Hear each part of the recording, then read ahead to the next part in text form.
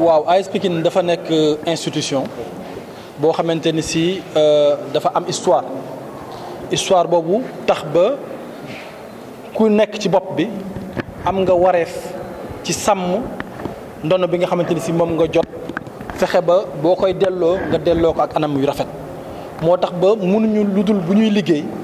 liggéey sur la base d'un projet boo xam ne du yem ci tey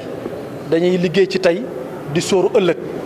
projet boobu nag ñuy liggéey moom moo tax ba ñu tànn benn entraîneur boo xamante ni si comité directeur bi ñoom ñoo ci déggoo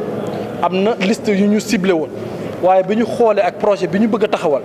ñu ne li gën ci suñu projet kat mooy ñu ànd ak koo xamante ni si xam na environnement club bi mi ngi dund ci biir club bi te it yàgg na ak histoire club bi ñu jàpp ne kon profil bi gënoon pour accompagner projet boobu noonu mooy ñu ànd ak Massamba Ciss mi nga xam ne nekk na fi adjoint lu ëpp fukki at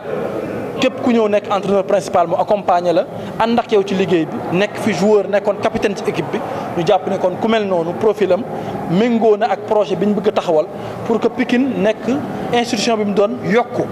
pour que ay perspectives yi gën a yaatu ñu mën a maintenir ci championnat ligue professionnelle ligue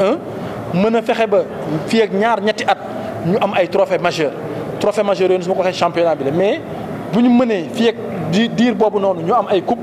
dinañu jël mais li ñuy liggéey mooy loo xamante ni si nekkul pour tey kese waaye dañuy liggéey pour tey liggéey pour ëllëg teg benn projet boo xamante ni si dina tàmbale ci petite catégorie bi daal di taxawal ay institut boo xamante ne si dinañu nàmmal tàggatal ay xale yoo xam ne ëllëg si biir xale yooyu noonu dinañ mën fexe ba sax yegg ci yenn niveau yi au niveau international. mais ñun li ñu bëgg moom moo di ne projet bi nga xamante ni si teg nañ ko commencé ci liggéey ba mu yegg si fii projet boobu noonu am pérennité maanaam mu am continuité par rapport aux objectifs yi ñu am par rapport ak ambition yi ñu am pour Pikine loolu moo tax ñu ne kon nañ teg benn cahier de charge ki nga xam ne dafa am yéene ci jiite Pikine mu wane ne kat wane ay garantie ne moom am na xam-xam bii tax mu mën koo yore am na mën-mën bii tax mu mën koo yore te it li ñu soxla ci xarañte ci wàllum njiit am na ci moom. donc loolu moom moo tax ñu daal teg benn cahier de charge ne ku bëgg a nekk président AS Pikine kat war nga wane garantie yii daal di ne man am naa xëy na doole juy tax ba su équipe bi soxlaa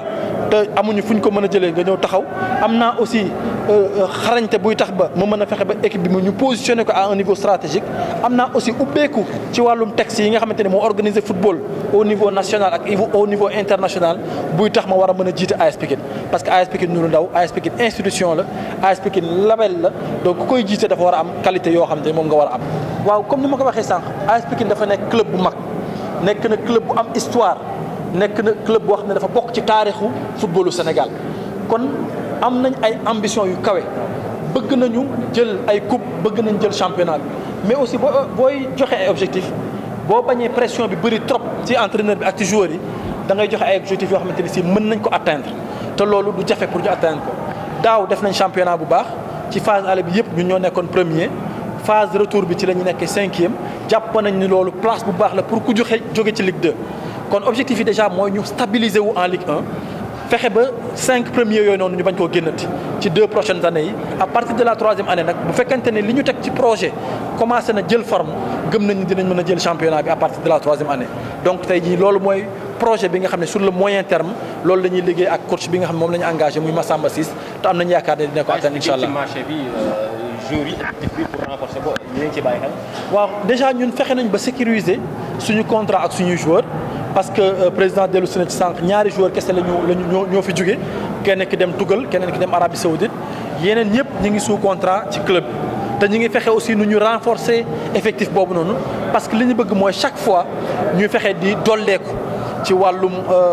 ay jeunes de qualité dolleeku ci wàllum talent ba nga xam ne objectif yi ñu bëgg dinañ ko mën a atteindre maanaam li ñuy wax nous donner les moyens de nos ambitions te tey jii li ñu koy may mooy ñu am ay joueurs de qualité am nañ ay superviseurs yoo xam ne ñu ngi suivre championnat yi daw notamment phase nationale yi am nañ ay superviseurs yu nekk ci nawetaan yi te ñun ñëpp aussi ñu ngi détecter talent yi fi nekk te banlieue bi gëm nañ ne pépinière la boo xam ne li fi nekk ci ay talent mën na doy sëkk pour réaliser suñuy ambition